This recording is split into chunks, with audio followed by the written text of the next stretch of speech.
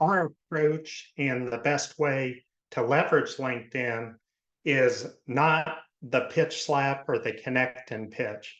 It's all about adding value, which creates that know, like, and trust, and also positions you as the thought leader out there in your space, but also as one of the good guys. So we're all getting spammed and pitch slapped every single day, and it's not good.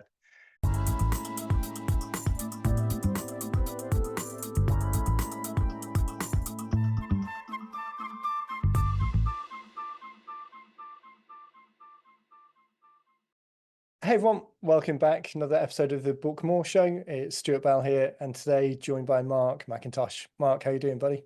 Yeah. Good morning, Stuart. How are you? Good, thank you. Good to see you again. Yeah, you too. It's always interesting the shows because half of the people I talk to I know, and half the people I don't know. I was chatting with someone last week who I'd seen go through the process. It was a client who'd been through the process, but we'd never got a chance to speak. Whereas you and I know each other more, so it gives just an interesting dynamic. I always feel like sometimes it's a bit more of a with new people, but with people you know, you can kind of jump to the chase a little bit more. So to get everyone else up to speed, why don't you start with a bit of an introduction about you and what the company does? I'm Mark McIntosh, and I'm in the Dallas Fort Worth area. And we help our clients grow by filling their pipeline, keeping it consistently full throughout the year.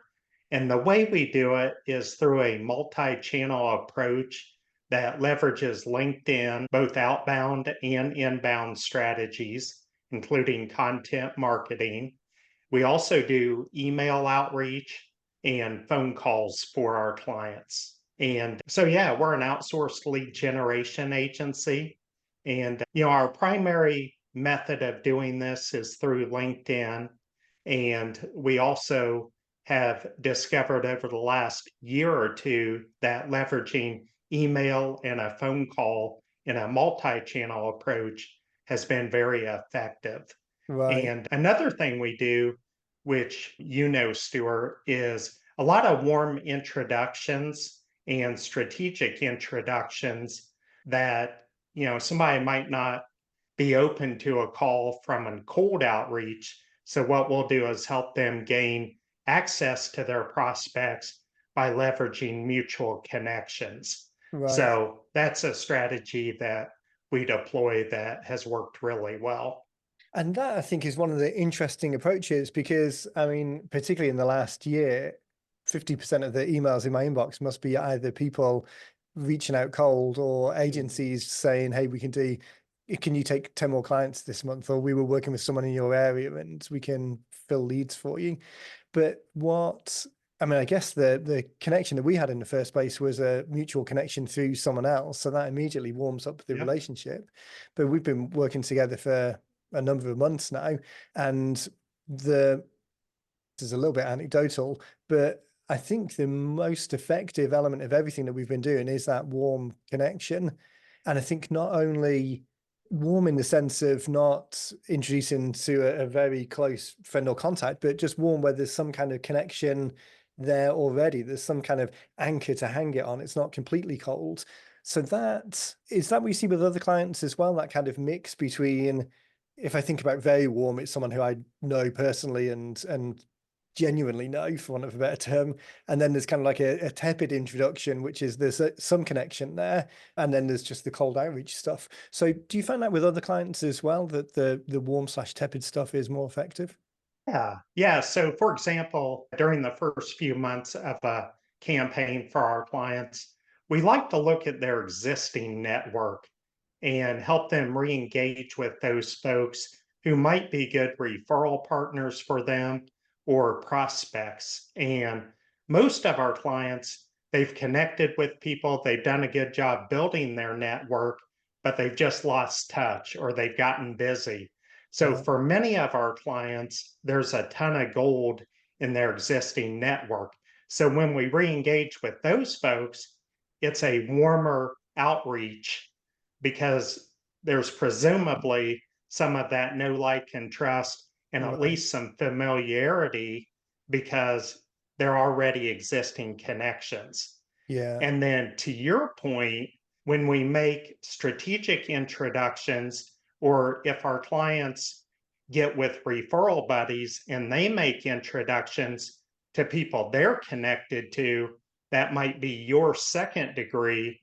Again, it's that familiarity and that just a warmer, softer approach than just getting a cold message where they might not know you from Adam. Yeah. So, for most of our clients, the results from those two strategies is very, very positive. Now, the degree at which, the volume of warm introductions and the volume of folks that we can re-engage with, there's a lot of factors that might influence that. The Right. size of their existing network and how well they've done building their network over the years. So, but those two strategies far and away have been our most effective across the board. I think that's a great point as well. It's almost if you could sit and have that perfect setup to engaging with people if you knew you had all the time in the world to engage versus the actual time that you've got and the effort that you've got to do it on your own behalf. Working with someone Yes. else or having someone else taking on that responsibility to do some of the, I don't even necessarily want to call it legwork, but the work that you would do if you didn't have any other constraints. I think a lot of people are in the position where they would like to do this anyway. It's just they don't have time. I really resonate with that bit of forgetting about it. That is the reason we exist, Stuart. So a lot of our clients, they're small businesses, entrepreneurs, CEO, founder that's wearing many hats. And they're not quite big enough often to have an in-house marketing team or a sales team or a group of lead generation specialists. And they want to spend time in their superpower doing what they love to do and what they do best. So for most of our clients, they may do the lead generation and the prospecting and the LinkedIn activities sporadically, or just maybe for a couple of weeks and then they get busy something else. So the done for you aspect, whether you outsource it to someone or you delegate it to someone, that is why we exist, because our clients are bright. They can do a lot of what we do. They just won't, because it's not their cup of tea. They don't like to do it. Maybe they haven't taken the time to understand all the nuances and the strategies. And so that's where we come in. We'll do it for them. And that's our crowd is really the done for you crowd versus the do it yourself. And it really comes down to time and energy and them wanting to focus on what they do best and more strategic matters and serving their existing Right. clients. That's actually such a sweet spot with the people who we work with too. It's not rocket science what we do, but the likelihood of someone doing it by themselves is so slim. It's being able to do it for them and someone add in their unique ability and their ideas and the stuff that is key to what they do, but us being able to take the heavy lift of the rest of it, similar to the way that you guys work. For you guys, is there any particular group of people who you work best with? Any particular types of clients? All of our clients are in the B2B, business to business, and often they're selling a service or a solution. So they might be selling books. They're done for books like you guys are done for podcasting, or a lot of consulting firms will hire us. Other marketing agencies hire us, accounting, staffing, a lot of technology solutions. And so yeah, it's all B2B. They're our clients, they're usually smaller, like I mentioned before, where maybe they're a couple 100,000 a year up to about 5 or 7 million a year. And they just need the expertise and the resources to do it for them. And we're a cost effective solution for that. Clients all over the nation. And in fact, we have one in South America. I'm talking to a guy from Europe tomorrow. So, really, no boundaries geographically, but they're across the board. They're really good at what they do. They're excellent once they get in front of people.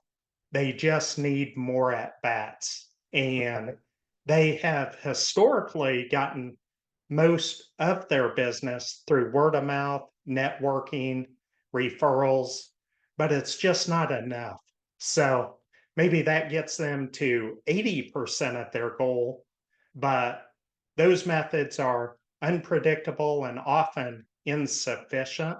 So, how do they bridge that delta? How do they get to their ultimate growth goal? And it's by hiring us and getting more of a systematic, consistent, more intentional approach in place so they never have to worry about their pipeline or where that next client will be. So, Right. really adding consistency, predictability, and intentionality and doing it consistently. And again, it's just a peace of mind. And we're doing that on their behalf while they're focused on moving their business forward. Like you say, it's that real balance of being able to focus on the stuff that you do well and the stuff that you would like to do if you remember to do it, allowing someone else to do that in a kind of collaborative approach. Because I think it's so much more beneficial, having worked, as I say now, for a good couple of months. It's so much more beneficial than just kind of the traditional idea of outsourcing that you think about, where the whole task and responsibility is shifted somewhere else. To be able to work collaboratively with one of the guys on the team so that it is your message. It's literally the having a partner to bounce ideas off and strategize with, but then someone delivering your words in the way that you would deliver them if you trust them. So there's no kind of like separation, there's no kind of generic stuff, it's no kind of AI farmed stuff just going out. It really is the your message if you could. You mentioned this, we were talking about the strategies, and depending on how big your audience was to begin with, it would be there's a couple of different options. If someone really hasn't thought to use LinkedIn in the past, or any LinkedIn work that they've done really has just been reactive and maybe just accepting some responses rather than orchestrating it, is that still an option for people, or do they have to have done something already? Can you take people who are almost starting from scratch? Ideally, they would have had, at least their first 500 connections on LinkedIn and have seen some success. So we don't have to convince them that, hey, LinkedIn is a gold mine. But we can certainly, I just worked with a friend of mine last week, and he was virtually starting from scratch. So a lot of what we did during the first month was get his connections of targeted prospects and influencers and customers and vendors and existing connections, get that up to that 500 plus mark on LinkedIn. And so, yeah, we started from scratch. He had a very basic, simple LinkedIn profile that was really, it wasn't compelling. It was just very basic, more like a resume. So Right. we Yeah. completely revamped his profile to really make it pop and shine, clear, concise, compelling, client centric, and also complete. So, yeah, we work with people that are just getting started, all the way up to those that have, some of our clients have 20,000 connections, Right. and they've done a pretty good job over the years building their network and their connections, but they've never actually engaged in a manner to That monetize their orchestration. network. Right. Yes. Yeah. That idea of people using it as a resume, I've been around long enough to remember when LinkedIn launched and was using it in a corporate career, and it was exactly that. There was very little content around. It was all work-based experience and using it for the next role. clients that you're working with, have they kind of switched now a lot to more of it's a content creation platform and an opportunity for lead generation? So you'd have to do less of that convincing that people should put more effort into it? Or are a lot of people who you have that first interaction with still thinking of it as a resume platform? Yeah, that's a great question. Every client is different. So some of our clients, they understand marketing, and most of them do. They understand the importance of content. They understand the importance of prospecting and keeping their pipeline full. And they understand, because they've done websites for their company, etc., the importance of having a customer centric, resource and sharing value with their network. So majority of our clients get that, and they've seen success, but they're just not doing it consistently. And or maybe they're doing it, but they really don't know the best methods, and they haven't put much strategy into the types of content they're posting and the frequency of content and how to lay out a piece of content with keywords and hashtags and things like that. So Right. most of our clients, I don't need to convince them that LinkedIn is a gold mine and all of their prospects have a presence on LinkedIn. Actively there. It's such an interesting space because it's so professional in the sense of it's not like the other social media platforms that the hyperbole and the vitriol and the combative nature isn't there. It's such a supportive environment. It's so friendly. And then people are there for the purpose of developing professional networks, whether it's careers or business, but it's such a nicer place to be. And I think that adding in the technical details or the tactical details and then helping people with the strategy is really quite a big difference in what you guys provide. The You talk about the couple of stages of it. So one is the profile, making sure that the profile is aligned with the outcome that you want, and then another piece around outreach and another piece around content, kind of like the engagement. I'm going to kind of bridge it into books a little bit and then talk about your book as well. We're using our book in our funnel as an outreach piece. So this idea of making a connection and then delivering something of value. We're using the book, obviously, the scorecard book that I wrote, because it's such an easy introduction to the conversation and it's relevant to what we do. Do many people use that first step of delivering value? Are many of the existing clients using books, or are they using other pieces of content that they've got around? Great. Our approach and the best way to leverage LinkedIn is not the pitch slap or the connect and pitch. It's all about adding value, which creates that know, like, and trust, and also positions you as the thought leader out there in your space, but also as one of the good guys. So we're all getting spammed and pitch slapped every single day, and it's not good. So our clients will always have something of value. It may be a book, it may be a podcast, it may be a blog post, an article, a poll, research, white paper, something. And we always encourage our clients, more or less, give your best stuff away, whether that's a book or a free chapter of a book or, a compelling case study or a white paper or something. But your audience, they care about what's in it for them. And if you Right. can Completely. educate them and share a point of view that resonates with them, pique that interest and that curiosity, and then also by laying out these value bombs throughout the relationship, it really helps set you apart from the crowd and the people that aren't going about it in a value trust based approach. Right. It's such a difference. I mean, even I see it not so much on LinkedIn, more on email, maybe, but people just leading straight away with something that they obviously want, even if they're couching it slightly in terms of providing value. But it's very rare that people are just delivering something of use. There's always that pretty obvious veil of value, and but then asking straight away. So to have that strategy where there is a little bit more of a relationship building, knowing that there's a few touch points in it rather than just going straight for the oh, here's how I can provide value.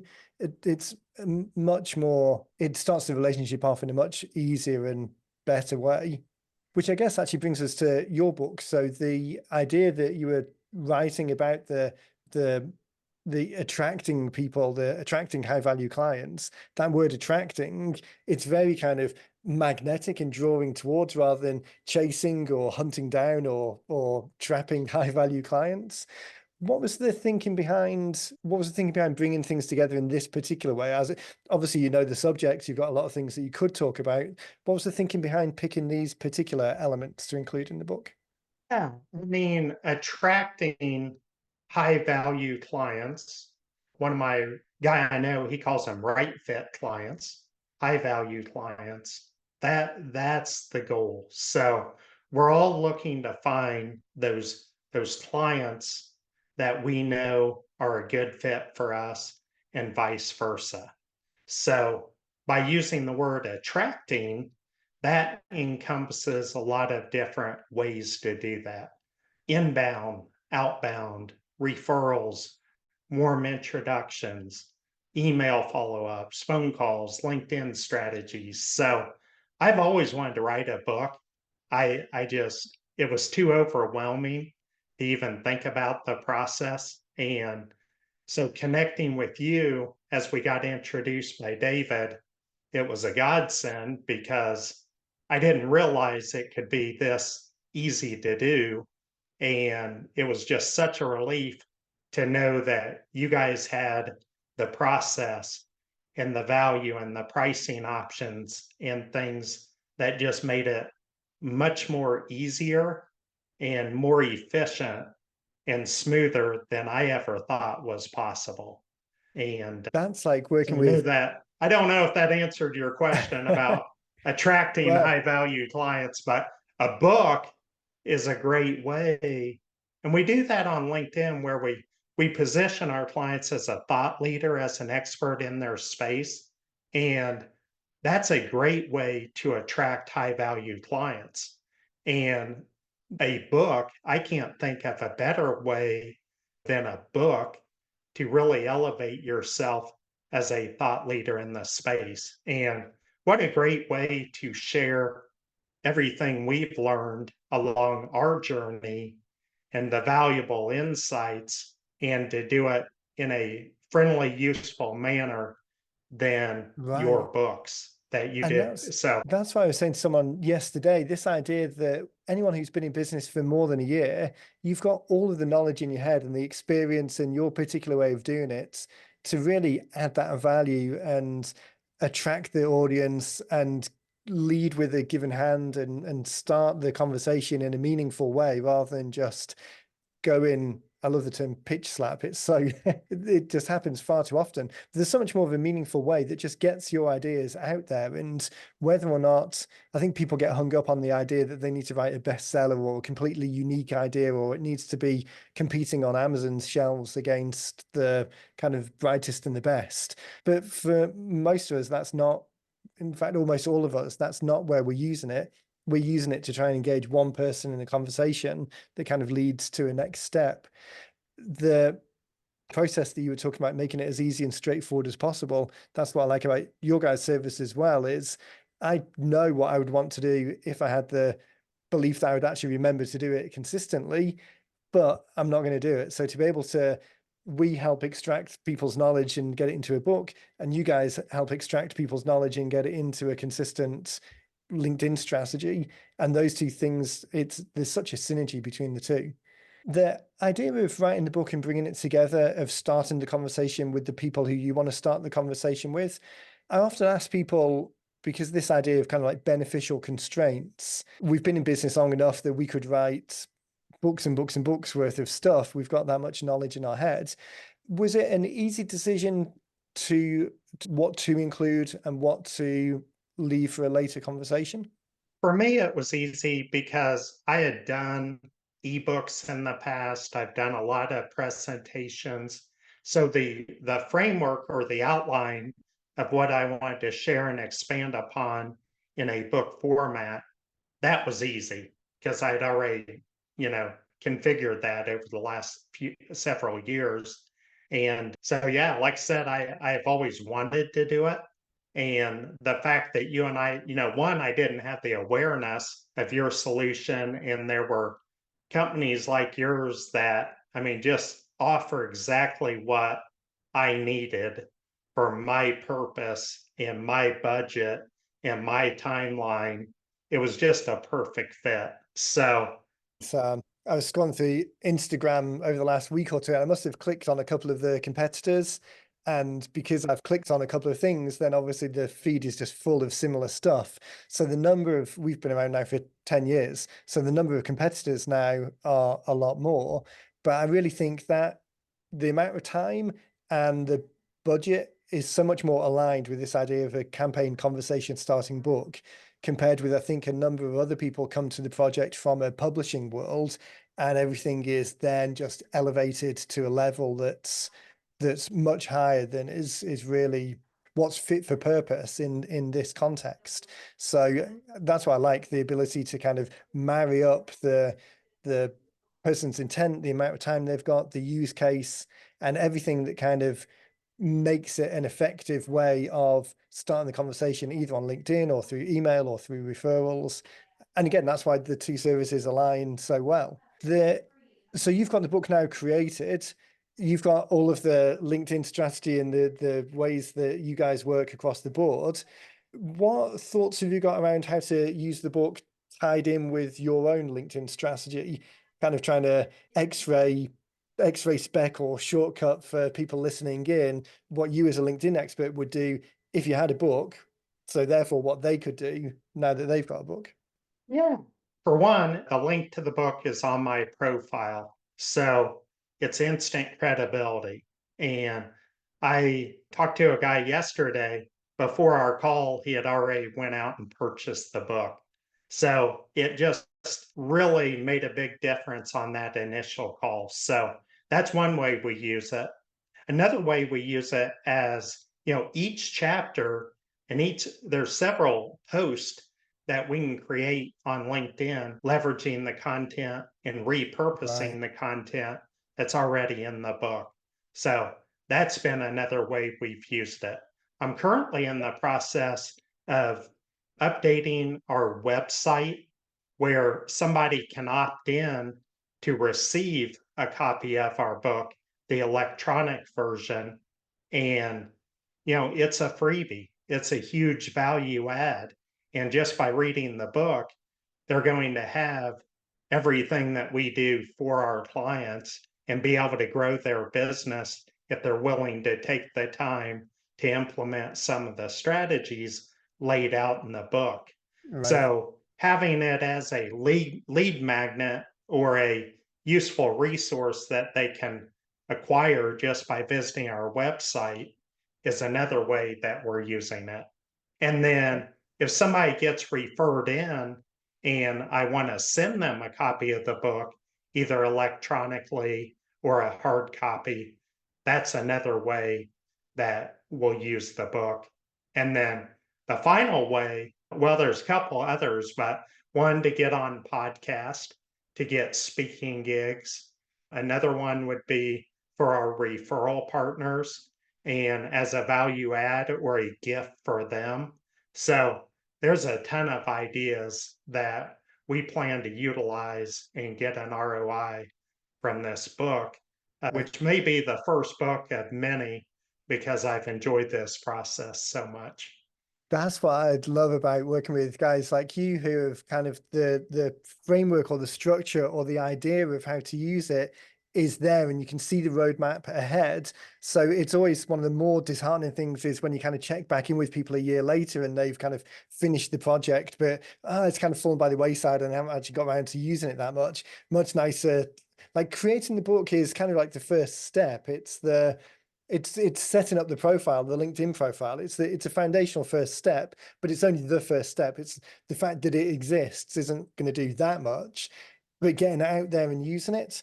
I really like the idea, and again, talk to people about this a lot. The idea of the book now becomes the tent pole around which other content is created and refers back. So they're creating posts that refer to content that's in the book.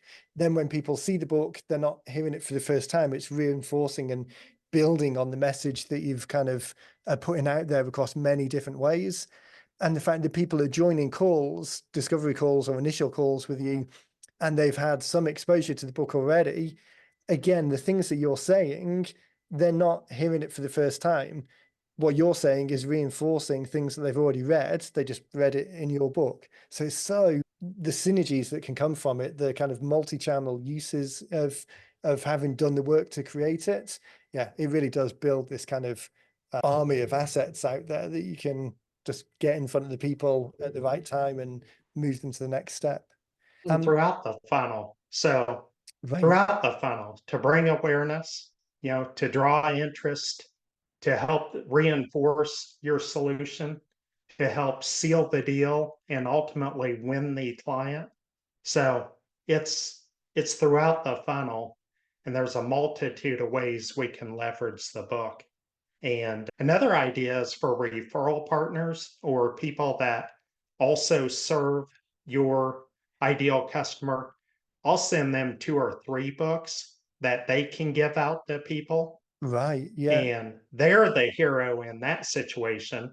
What a great way for them to add value for their clients is to give them somebody else's book. right. So that's another way we're using it as well. That psychology of why people refer, the idea that people refer because they're happy to, there's the baseline of them being happy to refer, but there's also this element of social capital within the group of them wanting to refer something because it gives them a higher status in the nicest possible sense. But for a non-competing business, so CPA or accountants that works with other B2B clients, to be able to hear them talking about, hear them talking about someone having a LinkedIn challenge, and they say, oh, that's okay, I've got you covered. I know the guy, and then here, let me give you a copy of the book and kind of present it across. Yeah, such a fantastic idea. Positions them as a good guy and a thought leader and a problem solver. So Right. they're not just looking after their best interest. If they recognize the prospect is having challenges in other areas, what Yeah, a great way for that CPA to stand out from the crowd and position themselves as a true trusted advisor right. as opposed to A somebody partner. that's trying to just sell them on their Yeah, CPA services. yeah. So that's a great point. Yeah, and that's that collaborative kind of approach to the greater good, because they've got no skin in the game. They're offering the LinkedIn book to one of their CPA clients purely as a greater good type option to improve in their service, and as you say, being that trusted partner. That's why I get excited and passionate about it. The more people kind of get this created into something that can be out there in the world making a difference, the more likelihood it is that it will make a difference to someone. And those differences only need to be small, but the world is a better place for having them out there than not. Time always goes fast on these shows. I really appreciate it. It'd be great to circle back in a couple of months actually and give people an update and then maybe talk about some more strategies. But in the meantime, I want to make sure that people can get access to you and what RevGrow do. So where's a good place for people to head over to if they want to learn more about kind of utilizing and making the most of LinkedIn for themselves? Yeah, great question. Appreciate that. Yeah, just visit my LinkedIn profile. So just type in Mark McIntosh RevGrow. That's one way. Another way is to email me at mark@revgrow with the w.com, or they can visit our website, which is revgrow.com. Fantastic. As always, I'll make sure I put links in the show notes. So whether people are listening on a podcast player or they've gone to the website, there'll be links directly through there so that people can see what's going on. And on LinkedIn, I mean, it's the connections that you make with people everyone listening to this show is kind of loosely connected in our world. So even making a connection there, this whole kind of referral opportunity of connecting like-minded people and being the go-to person for someone else, it's expanding that network. You never know where that goes down the track. So, and of course there's a copy of the book available there as well, so people should definitely follow the links and grab that copy, because as you said before, even if people just read it and try and implement some of the things themselves, there's still a lot of gems in there to make improvements until the point that they're ready to get a partner to do it with them. Mark, For sure, Stuart. it's been a pleasure, buddy. It's, as I say, it always goes too fast. It'd be really good to circle back in a little while and see how things are going. But in the meantime, just want to say thanks again for your time. And everyone, thanks for tuning in. And then we'll catch you all in the next one. Thanks, Stuart, and thank you, everyone.